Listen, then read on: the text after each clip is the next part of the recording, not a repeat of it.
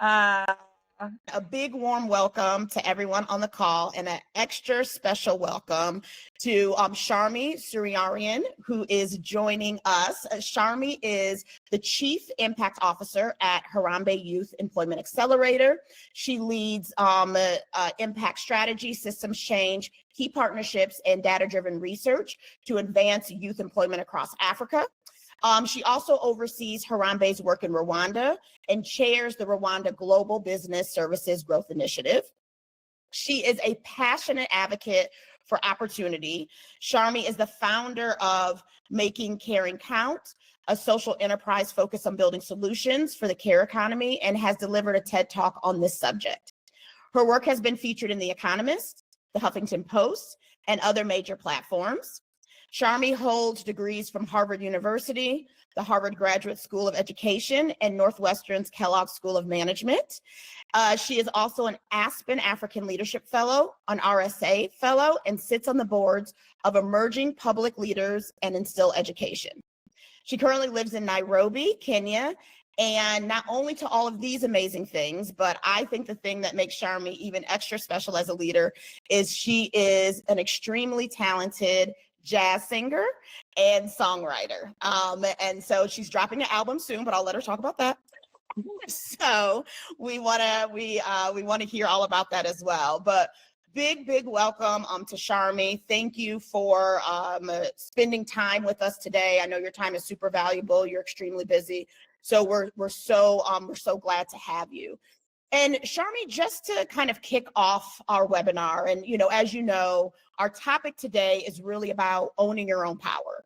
And what I'd love to kind of kick us off, and for all the folks on the call to hear from you as we set the foundation for our conversation today, is your journey as a woman, your journey as a woman of color, your journey in this space around nonprofits, your journey around what your joy is around singing and songwriting, but would just love to hear what that looks like and what has kind of gotten you to where you're at today. Thank you so much, Tiffany. And it's such a great pleasure to be part of this conversation. I want to say, firstly, thank you for creating this space where women can come and talk about, issues of leadership, and that you provide this space. So thank you very much for it.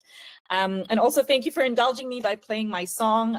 For those of you, just for context, that incredible song that you heard when we were starting was by Thandiswa Mazwai. She's an incredible South African musician. I have the honor of calling her my friend. But the song kind of represents my philosophy in life, which is you need to know where you come from, and your ancestors come with you, and you influence generations ahead of you. And the last thing I'll say before really answering your question is I'm also really delighted to see many of my friends and colleagues and ex-colleagues on this call who really have influenced my leadership journey. And I do want to give them a shout out, and we'll share a little bit more. But in terms of my journey, firstly, I'm super lucky to have had the journey I have, and was born in India, was raised in India, Nigeria, spent a lot of time in the United States. I was lucky enough to get a scholarship to go to Harvard, and that itself has a whole sort of, imposter syndrome. Hello, welcome. Yes, that was all of that when I was 17. But I think the formative experiences there, and also then meeting my husband in New York just after September 11, and really deciding to come back to the African continent, to come to serve and live and work here for a continent that I loved, was really material. So we moved to South Africa. I joined African Leadership Academy. I see some colleagues from that time on this call as well. It was a really profound moment, realizing that I worked and was passionate about education and social justice throughout my life, but really was really important for me to give back to people who I know deserved it, because talent is universal, opportunity is not. And I think for me, that was sort of like a pivotal moment when I came to the African continent after all of my studying and working across the world. I think realizing that being in service of young people was really where I found my passion. And that was really at ALA. And I think that taught me that, I think firstly, you can be eternally young if you surround yourself with young people. So forget the skin creams and collagen. I think just surround yourself with young people. That's the trick, people. But importantly, I think Africa and African youth really just became my passion. And I just needed to be in service of this continent and the young people, particularly young women. So worked at ALA for about 6 years, then joined Harambee as I left South Africa to come live in Kenya, where I live now. And then now work at Harambee to really advance youth economic inclusion for a continent that we believe that we are the solution to the world's problems. Yes, we have a crisis. Unemployment is a crisis, but to me, it's an opportunity of real untapped potential, because anyone who spent time with young people, young women on the continent knows the energy, the enthusiasm, the ideas, the creativity that we can offer. So that's a real synopsis of my journey, but maybe to bring to the fore the reason for this. My grandfather in India actually was Indian. Some of you may know this, but India really struggles from similar issues in terms of race, etc., due to the caste system. He was an anti-caste activist way back in the day and was a principal of the first desegregated school in my hometown. And he really taught me with his life that it was really important to be in service of something bigger than yourself, to ensure that opportunity was for everyone and not just for a small exclusive few.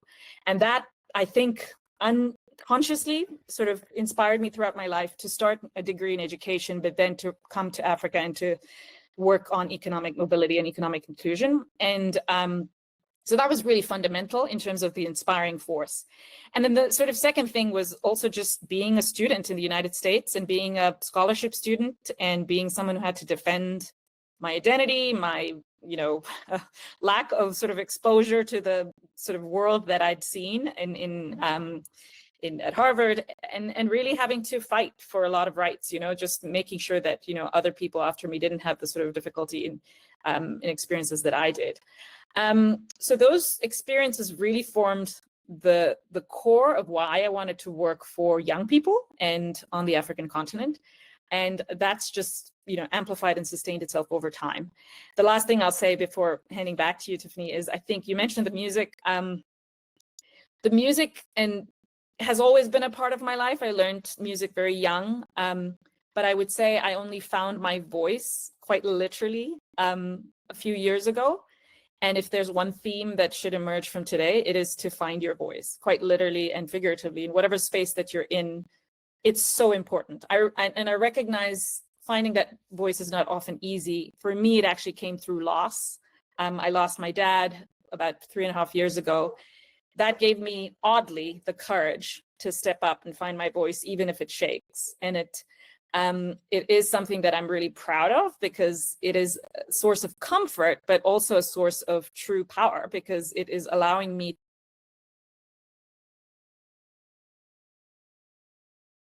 to be my true self, no matter where. That's incredible. Excellent. No, thank you, Sharmi. Like, so much in there. I was like writing down notes. I'm like, where do I start in the next question? So one thing that I would love to touch on, Sharmi, is because you talk about this concept of finding your voice, and something that you have recently, right, kind of really found and been able to lean into. And so can you tell us a little bit about what has that journey been like in terms of your leadership?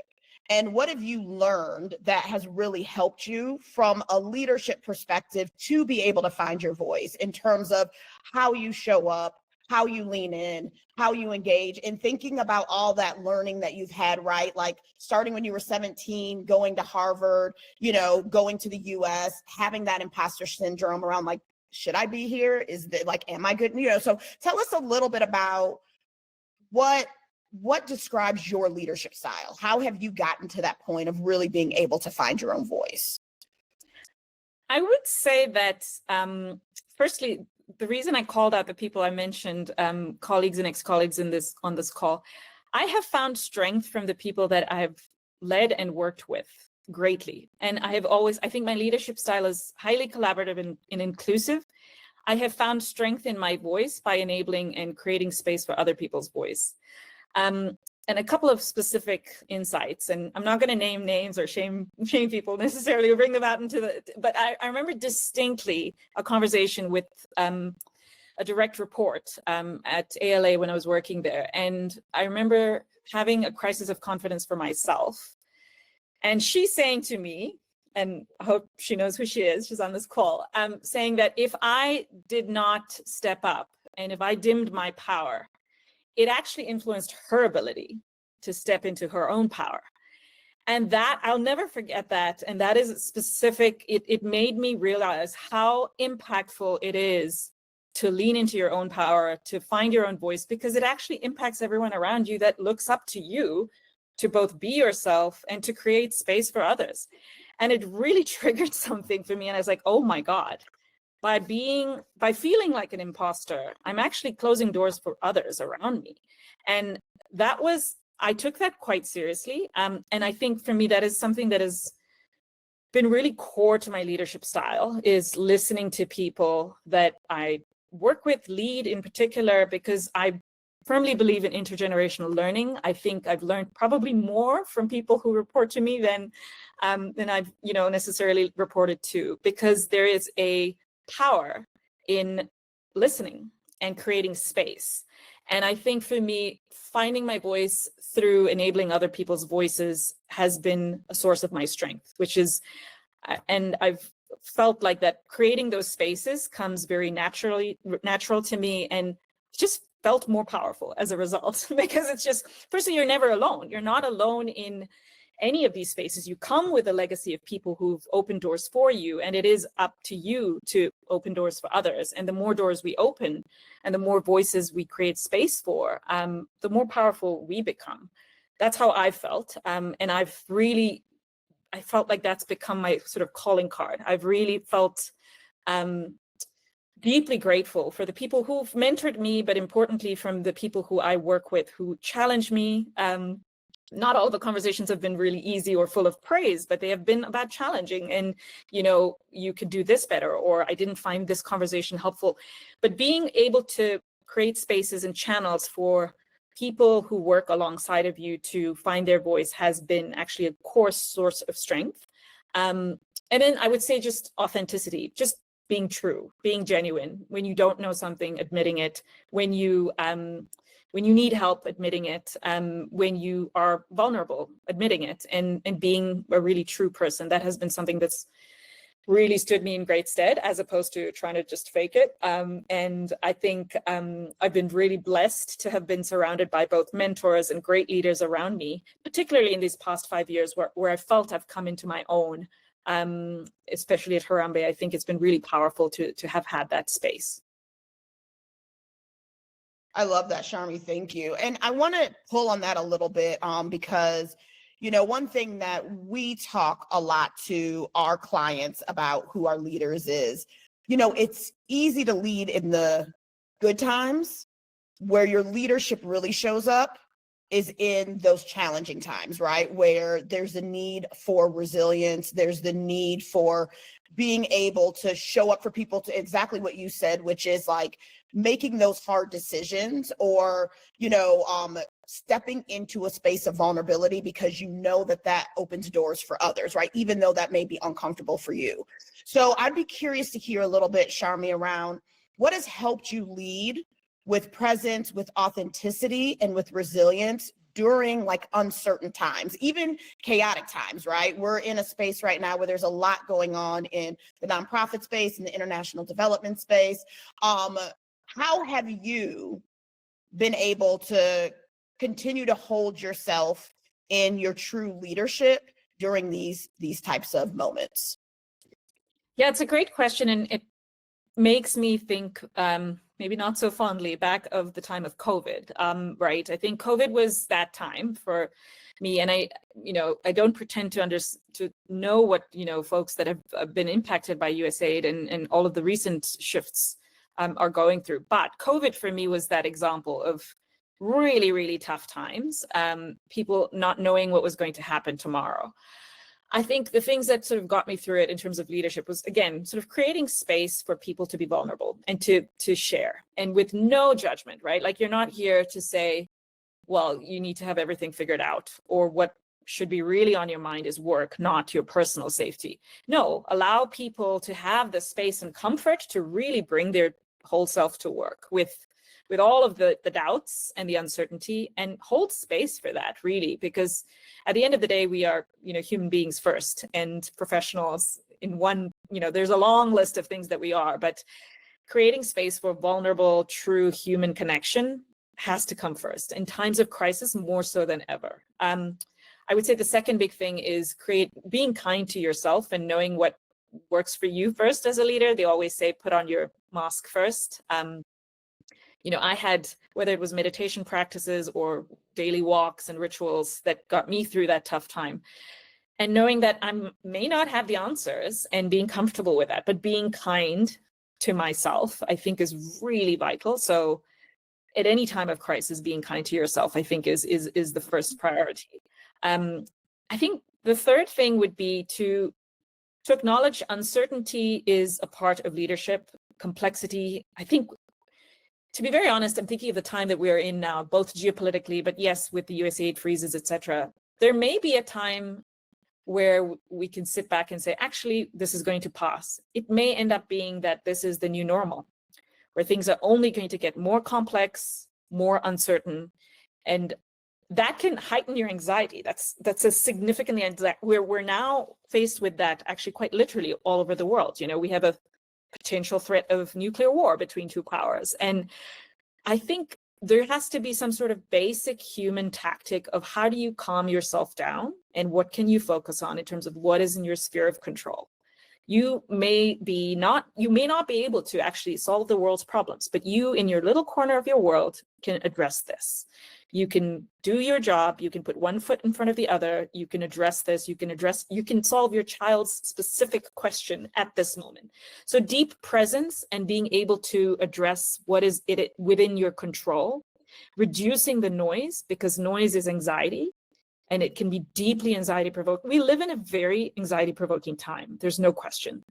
And doing the things that can materially reduce that anxiety for you as an individual, what works for you. It's prayer, it's meditation, it's being with your children, it's cooking, whatever. But knowing that and doing that quite diligently, I think is really important.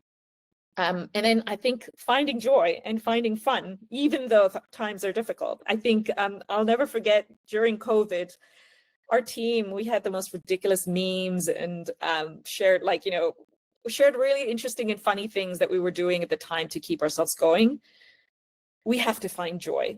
We really have to find joy and celebrate what we can, whether it's birthdays or weddings or bridal showers, whatever it is. We need to enjoy what we do deeply. And yes, there are many crises that many of us are trying to address in our corners of the world. But if we cannot find joy and address our sort of basic needs as humans, it's going to be almost a waste of time. So I would say that those are a few sort of survival strategies, but happy to take additional questions on that as well.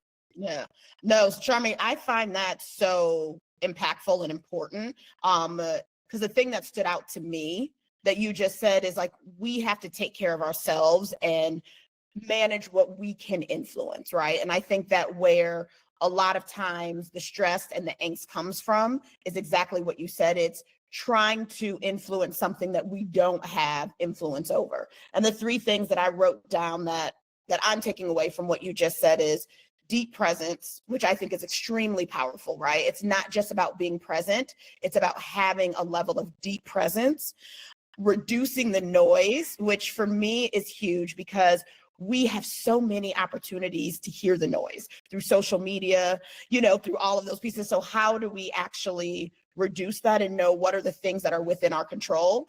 And then you didn't explicitly say this, but one thing I heard from you is community. Like, Where is your community? Who is your community? And how do you lean in to that? So to me, that's extremely, extremely powerful.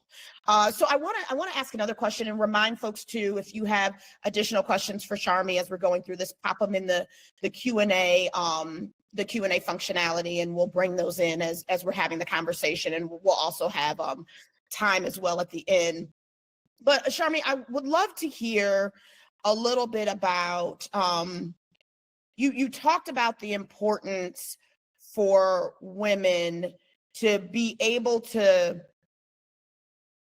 lean in to be able to say, like, I am able to do this, right? And a lot of times that takes mentorship, it takes support, it takes strong networks. Tell me a little bit about, like, for women who are trying to break through, sometimes without a strong network or a visible path. And it's kind of like, maybe I want to do something different, or I'm not sure where I should be going right now. What have you learned or seen or experienced as some practical ways that as female leaders, we can build credibility, find mentors, maybe when we don't know who those mentors are in that space, and articulate, right, the value in kind of what those high stakes spaces may be for women, especially when you're coming in with a little bit of that imposter syndrome? So I'm going to start with an example of my own, and it's quite, specific because I learned from this experience myself. I joined ALA when I was 3 months pregnant, my previous job, and I think I worked through my first role and then was applying for sort of a senior role. And I remember distinctly getting implicit feedback that, I just had a baby. Was it the right time? Should I be doing this, etc.? And the questions and the feedback from colleagues, etc., it added to my sense of self-doubt. I was like, wait, maybe I shouldn't be doing this. Maybe I'm not ready. And we all already as women have so much of that self-doubt, right? It's like almost our constant companion, the imposter syndrome, and women of color in particular. I think the thing that I leaned into at the time was firstly a deep passion and an excitement for the thing that it was that I was going to do. It was the director of Africa Careers Network role back in the day. And I was like, I'm excited about this. I love this opportunity, is me. And I want to do this because I'm passionate about careers, I'm passionate about young people, and I can do this. And that first was like the leading indicator factor.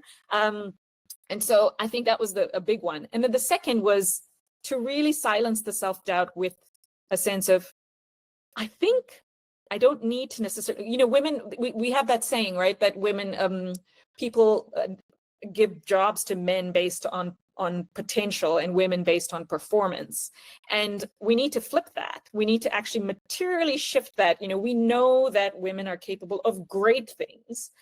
Anyone who's hired women, who works with women, knows that we've often just never been given the opportunity, and we can prove ourselves. And so for me, I was desperately keen to prove myself. And I knew that I got it. And even if I hadn't had exactly that experience that was needed in the JD, I could do it. And I had belief in myself. So I had to sort of talk myself into it. But I think passion was the leading indicator. I was like, I really love this, and I know that I'd be amazing at it. But it had to be a conversation and a dialogue with myself. And oftentimes we are our worst enemy. And we need to actually have a sit-down conversation if needed with ourselves to say, why are we doing this? If the why is very clear, then the only person holding you back is yourself. And you need to believe in yourself, and you need to trust in your instincts. And then the last thing I'll say is assemble a group of allies, people who believe in you, who you can talk to, who've got your back, who can give you guidance and motivation, and who can give you candid feedback to say, this seems great, and your eyes light up and you can do it. Or this may be great, but it's not the right time, or have you thought about this? So people who can give you good feedback, ask you tough questions. So assemble a group of allies. For me, mostly that's been in the form of women as well. I often like to say sisterhood is a survival strategy. It's my survival strategy. But it is finding allies that can support you on your journey, who can walk with you, cheer you on, and have your back. Because as I said, you never enter a room alone. I love that quote, you never enter a room alone. I think that is extremely important, especially to remember, because sometimes you can feel alone. You can feel alone as the only woman. You can feel alone as the only woman of color. And so knowing that you're not alone, I think is really important. Sharmi, one thing that you mentioned when we were prepping for this, which I want this group to hear because I think that it's really valuable, is your 8 leadership commandments, which I feel like aligns with kind of all of what we've been talking about here. Can you share a little bit about what guides your your leadership style and how you lean in and your leadership capabilities? So I have sort of like, thanks, Tiffany. Yeah, I do have sort of like 8 leadership commitments. These are commandments that I've written or I've thought about over the years, and really they're, yeah, sort of mantras that I try and live by. One is to find your voice, even if it shakes, and never be afraid to use it. 2 is you never enter a room alone, literally and figuratively. So you carry people with you. You represent people on whose behalf you are there.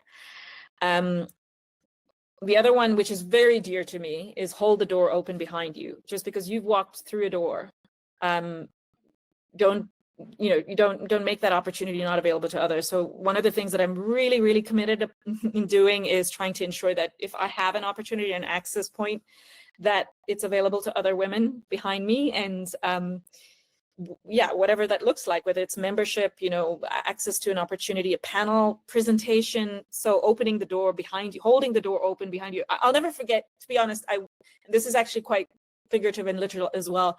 I remember I went from India to the US, and the US has this great habit of ensuring that when you walk through a door, you hold it open, quite literally, for the person behind you. And I was struck by that. And for me, that was something that, for me, figuratively, has been a powerful embodiment of what I want to live by in terms of leadership. Always hold the door open for someone behind you, because that actually ensures that there's a long line of people who can come in. The fourth one is learn from those that are in front of you. So people who you report to or you are led by, but very importantly, learn from those that are slightly behind you. I really believe that intergenerational learning is going to be what saves us, because we think we have it all figured out and we have to only follow people who are ahead of us. And I do think, reverse mentorship, etc. Those are really powerful things. We can learn so much from people who are much younger than us because they have different perspectives. I'll give another insight and anecdote here from another person that I managed at one point. So she said to me, I remember when we were hiring together another person, a woman of color, and we were hiring at the time based on pay slips. And she looked at me and she's like, you know what, Sharmi, all the data we look at in labor market inclusion data suggests that women are paid less and women of color are paid less. Why are we looking at pay slips as an indication? And I looked at her and I was like, you know what, you're right. We shouldn't. We should advocate for paying for the right person, regardless of what they earned before. And that was a powerful moment again. And she was the person who said that. She brought that to my attention, and it was a blind spot. I didn't think of that. And we had to talk to our HR and, talk through it. And those are things that I think if we're open to learning from people that are younger than us and have less experience, but are bolder, etc., it's powerful. It can shift, systems. So that's something I really try to live by. The next one is, this is actually adapted from Shirley Chisholm, the first African-American woman who got into Congress. And for me, she said, if there's no seat at the table for you, bring a folding chair. Again, this has quite literally happened to me. I was at a board meeting once in my past life, and I was not officially part of the board. I was meant to come in and present, and I had no seat at the board table. It was a U-shaped table, and they had me sitting at the back with the catering staff. And I remember feeling really physically so, upset about this. But then I realized this was my moment. I actually asked 2 of the board members who were present there. I was presenting, quite some important, strategic information at that board meeting. I asked the 2 of the board members to, would they mind giving me moving just slightly to the side so that I could bring my chair and sit at the table. And I did that knowing full well, to the points we've been talking about earlier, that we owe it to the people who came before us and come after us to do that, because we have to bring our folding chair. And even if there isn't space, you earned it. And I was presenting something, and no one really, questioned me. And I sat at the table for the rest of the board meeting. But yeah, bring a folding chair, and if need be, move people aside to create space for you. And then the other, commandment that I live by is also who's not in the room. look around in the room, especially in rooms that are powerful and make a lot of influence, decisions and have a lot of influence. Bring them in, whether it's right then and there or afterwards, because it's about ensuring that opportunities are always, inclusive. And this brings me to the last one. This is actually a quote from a friend of mine who said this. Her name is Zizwe, and she said, every room she goes into she thinks of who's the least powerful person in the room and ensuring that you create space for them and you don't talk over them and you ensure that space and platforms are created for that voice. So these are commandments that I try and live by, and they have served me well because I've only been enriched by this leadership style. And yeah, hope that has been insightful, but yeah, happy to take more questions as well. Thank you, Sharmi. Super, super insightful from my perspective. And I want to pull on that, just two more questions on my end, and then I do want to open it up for folks to drop questions, and feel free to start doing it now in the Q&A, and we'll share some of those in our last 15 minutes or so and pick Sharmi's brain. You mentioned a couple of times, Sharmi, in terms of your experience from a cultural perspective, right? That you grew up in India and in Africa and went to the US and came back to, the continent, was in South Africa, in Kenya now. Tell us a little bit about how that journey has shaped you and shaped who you are and how you engage and how you show up, and what you think would be helpful for leaders and female leaders to understand and to really be thinking about from a cultural perspective, especially as we look at, to your point, of the importance of youth and reaching back and actually learning, right, from those that are younger than us, is that, the continent of Africa is where the largest youth population is, and where the leadership is going to be coming from, global leadership, right, over the next 10, 15 years. And so really curious, as you're doing this work here on the continent, how has your journey from a cultural perspective supported that and shifted how you show up as a leader and lead through this? Sure. I mean, I grew up in India and Nigeria, and for those of you who've been to either country, know that it's crazy and chaotic and incredibly diverse. So for me, now living in these leafy suburbs of Karen in Nairobi, and even having lived in South Africa, I'm like, where's the chaos? Where's the diversity? Where's the noise? And so I'm used to really a rich tapestry of life. And for me, that has been a source of great strength. And for me, I've always seen, I have a very particular view on diversity. I personally I think we think that diversity is about ensuring inclusion. We are depriving ourselves of richness if we do not include people. This is my view. I think we are denying ourselves the rich expanse of human capability, whether it's race, culture, ethnicity, language, ability. I think for me, it's how we cannot narrow ourselves with one perspective. And I think for the longest time, the world has been dominated by a really narrow definition of life and success from a fairly, I would say, white global north perspective. We stand to lose from that, in terms of we're denying ourselves the richness and the breadth of human experience and capability if we don't include. And so inclusion is not some sort of charity thing. It is a human imperative to actually ensure that the fullness of human potential can be tapped into. I see Adela's on the chat, and she and I've worked together, and one of the things that she's firstly been a huge influence for me to think about disability inclusion and championing disability rights. But through that process, I remember working with a young man at ALA who is quadriplegic and first South African with a disability to graduate from Oxford. And I never forget Eddie telling me that I think many of the people in the disability world know about the curbside effect, which is, I think it was in the 70s or 80s, sidewalks in New York, et cetera, didn't have curb ramps, and the disability movement ensured that ramps were created. But people who created ramps then realized that it wasn't just benefiting people with wheelchairs, it benefited people with prams, people with delivery trucks. So the point of the curbside effect is that actually inclusion benefits all of us. We just didn't know, and we need to understand what that is. And I think that for me is a metaphor for every kind of inclusion. And that's something that's really stood out to me. And I think the richness of our cultures across the world, I think, can be a force for good. I think us from the global South in particular, we understand this. Us on the African continent, we understand this quite intuitively.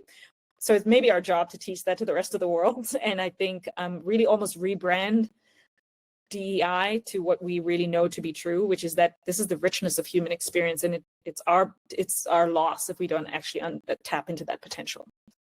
Mm-hmm. Wonderfully said, Sharmi. Wonderfully said. I want to move to spend some time for this amazing group of participants to be able to pick your brain, Sharmi, in our last 15 minutes or so.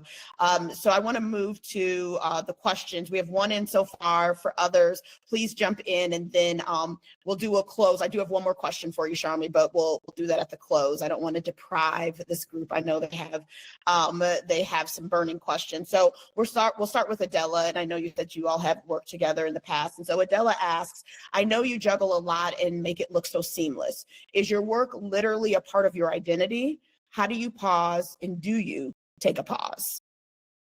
Oh, Adela, thank you for that question, and thank you for being on this call. A lot of my leadership stems from learning from folks like you. I do take a pause, absolutely. But there's certain things that I've also chosen not to do. For example, I don't watch TV and don't go shopping. So and I'm a terrible cook, so I outsource that. And there are many things that I don't do, and there are many things that I don't do, and I'm comfortable with that. I do pause, and I think I've gotten better at delegating a lot more, so I don't get involved. I love the exercise that I love best, perhaps, is the weekly check of meetings that I don't need to be a part of, and just literally reject, decline. That's my favorite thing to do. So because if I don't need to be in a meeting, and if someone's got it, they've got it. I don't. We tag team, and I've gotten better at delegation as well. And time manage a lot better, and I am religious about the things that I need. So I don't skip a workout as much as I can. I meditate, and I spend time with my kids. And so for me, those are things that I am quite religious about, and other people have different things that they need to recharge as well. And there's certain times that I don't look at my phone, and that's really important too. So, but yeah. It's not as seamless as it looks, for sure. It's sometimes very chaotic. So, but yeah.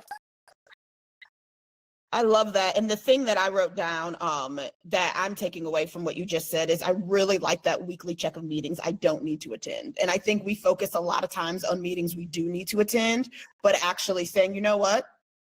Someone else has this, or I can get an update from that person. And so I really like that in terms of ways to take a pause and to really be able to prioritize where you're spending your time. So we have another question, Sharmi, from Helen. So Helen says, as an EDI, so equity, diversity, and inclusion specialist, I'm with you on the inclusion piece. Is there anything specific you do or promote to try and make inclusion happen? Yeah, I mean, it's a great question, Helen. I think it is specifically about creating space, like I think we talked about a bit, but ensuring that what the work that we do at Harambee is about youth employment, and we try and promote specifically including the more excluded youth into the economy and the labor market. So we're constantly thinking about this. So it's understanding who you serve, and it depends on what you do. And obviously this is different for different folks, but for us, it is about, okay, looking at youth, what are the barriers that young people face, ensuring that you can reduce those barriers. And there will be more youth that you haven't reached. And so thinking of, okay, people in rural areas or people with disabilities. And I think it's just constantly being open to doing more and finding practical ways to ensure that inclusion happens, and then actually integrating it into your daily life. I think for me, the phrase that I mentioned, who's not in the room, and bringing them in is actually something that I'm conscious about as something that I could do quite almost every day that can ensure inclusion. Mm. And one thing that pops to mind to me, Sharmi, from what you just said, and especially the who's not in the room, is also the what's not being said, right? And I think a lot of times we focus on what people are saying, and we don't necessarily focus on what are the things that are not being said that should be said to promote inclusion, right? To call things out, like when we're in a room and when we're with others. And so I think focusing on the what's not there and the what's not being said is as important as focusing on the who isn't. Yeah. I mean, just on that, I think this is where I have learned particularly from millennials and Gen Zs. I'm a Gen Xer, and oftentimes our generation was not brought up to speak our mind. We were told to be quiet and compliant. This is where I think creating space for younger voices to speak up, they're unafraid. And that is fabulous. And sometimes it's out of place, but often it is not. And it is important to hear those voices. And I'm really grateful for all of the brave voices in my life that have that speak up. So what's not being said, I think a lot of times our younger team members, our younger folks, etc., aren't afraid to say it. And that's so inspiring, I think, and I think for me that turning that into an organizational and professional advantage should be something that we actually work into our workplace cultures, because we often, silence young people and say, oh, you don't know anything and you haven't had experience and there's another real world. And actually, what is the kernel of truth in what's being said, even if it may not be immediately achievable, I think is really important. So that's where I, think of the intergenerational learning piece comes into mind for, especially in terms of the bravery of a lot of young people. Mm-hmm. Thank you. Great insights. So feel free, throw some more questions in there. I'm gonna, as we're waiting, I have a couple more for you, Sharmi. So one that I would love to hear you talk more about, one, because I'm interested, and I'm sure the participants would be as well, is to talk a little bit more about your work-life balance. And so, we mentioned briefly around the fact, and for those who joined a little later, Sharmi is an amazing singer and songwriter and is dropping a record, which you haven't shared yet, Sharmi, when your record's dropping so everyone can buy it.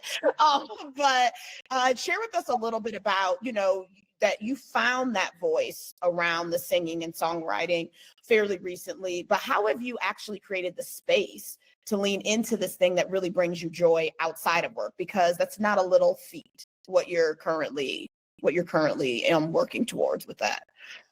Thanks, Tiffany, for outing me. I maybe the story of that. So I mentioned, finding your voice. The music has actually helped me find my voice professionally as well. And it's been a very kind of like integrated thing, such that singing gives me joy, but it helps me do my work, because when I'm singing actually and writing music, my cognitive brain is switched off and I'm not thinking of spreadsheets, and it's and for different people, it's different things, gardening or cooking, and finding that thing and doing it, I think, is really important. I found my voice actually out of loss. So a few years ago, I lost a lot of loved ones and I had to write music to make sense of it. So it was a deeply cathartic process, and it actually remains that to this day. So my habit really, it's put my kids to sleep and I'm at the piano. And so they're now used to it. Like they're just like, oh, that's mom banging away. And so that's how I sort of manage that. But I think for me, it's it doesn't have to be like music or creative necessarily. There are things that will bring you joy, and finding those moments and not putting it off. Like I also felt like I took a big, bold, brave step to just do it. And I find joy from it, and people are finding joy from it, and I'm just doing it. And so it's, yes, it's scary and it's putting yourself out there, but I think life is too short and the world needs your voice. Someone really great told me after I came off stage, and I asked her, did it sound good? Oh my God, I don't know if it was good enough. And she looked at me very calmly and she said, you are the unique bomb. Your voice is the unique bomb that someone needs to hear right now. And I just found that so comforting. And I was like, actually, each of us has that voice, and it isn't about pleasing everyone or getting 1,000 likes, but being that unique bomb to someone who needs to hear it. And that can be literal or figurative. And I think finding that and just leaning into it and doing it, and just not being afraid is important. Mm-hmm. Amazing quote. Who are like, where are all these people that are giving you these amazing insights and quotes, Sharmi? I need them in my life. That is They're all around us. They're all around us. Yes, there's wisdom everywhere. Yeah. no, that's great. I wrote that one down too. Your voice is the unique bomb someone needs to hear right now. Okay, we have another question in from Bongi. So this question is, Sharmi, you spoke about imposter syndrome in the workplace. One, why do you think women feel guilty for wanting more for themselves? For example, wanting to leave for a better, bigger role, better salaries, etc. And two, then there's the fear of being seen. How do we overcome both of these? That is such a great question. And I think it links to the way in which you overcome it, right? I think women automatically are, well, I think most women, many women are deeply social and collaborative. And I think we think of other people first, and we think of the impact of our presence on others almost automatically. And that is the reason we also feel guilty and, you know, find it difficult to say, actually, am I the right person, or should someone else do it? Or maybe I'm not ready. And I think that the incident and the anecdote I mentioned earlier regarding someone saying you making yourself small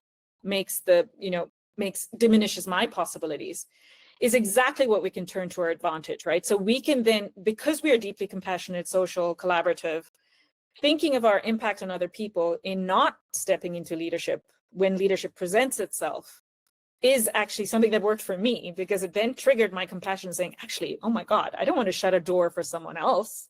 I want to step into this and make sure that, you know, other women have opportunities too. So that was I was like, that I can do.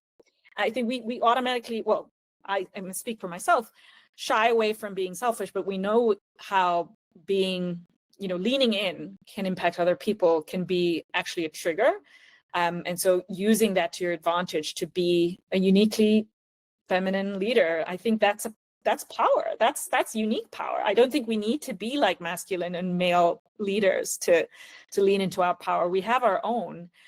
So yes, it is a deeply difficult thing. We do have imposter syndrome, but I think we can use that to actually be more collaborative, because we know that the impact of our leadership is felt by others, and that itself can be a motivation to do more. Like all of this, Sharmi. I'm over here like typing and writing. You're going to see all of this in like our next newsletter of like highlights from our conversation with Sharmi. I think this is exactly why these types of spaces are so important.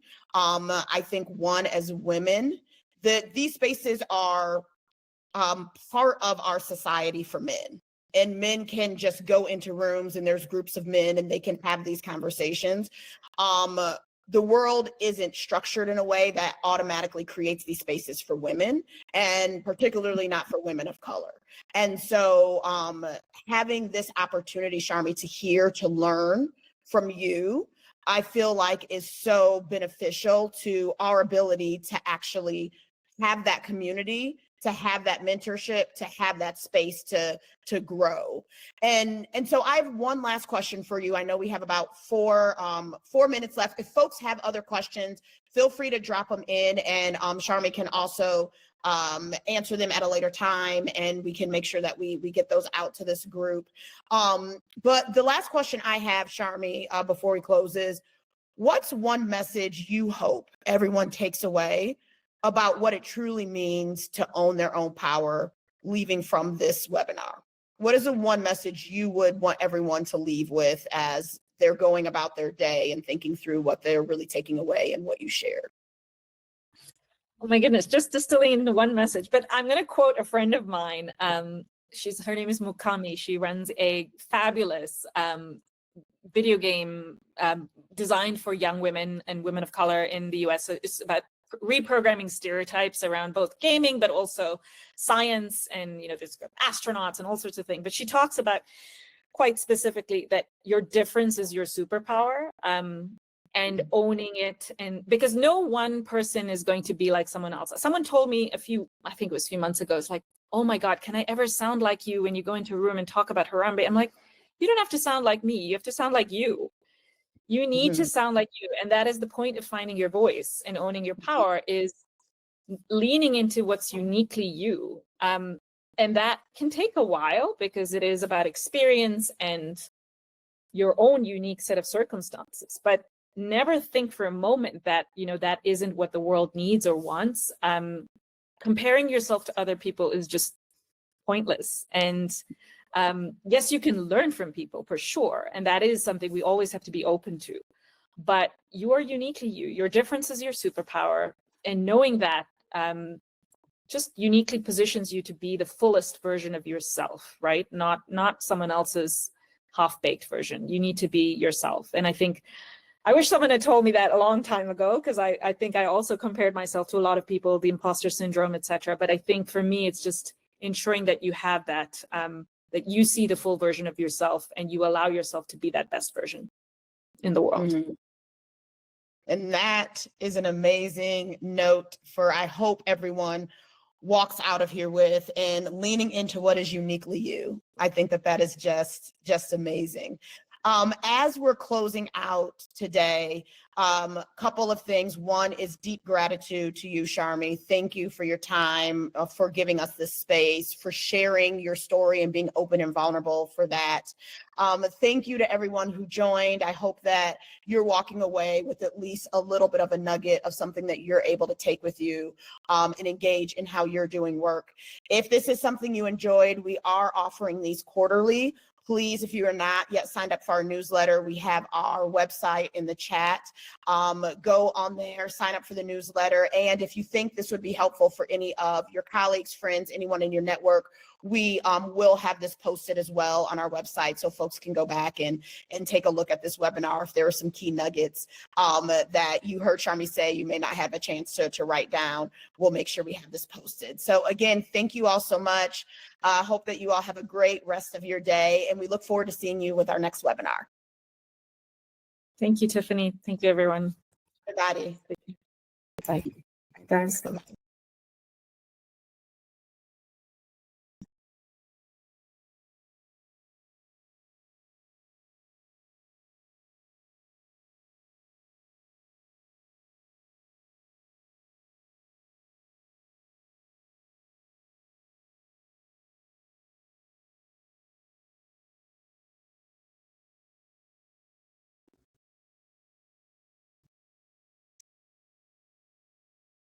Anthea, I'll leave and then I'll give you a call.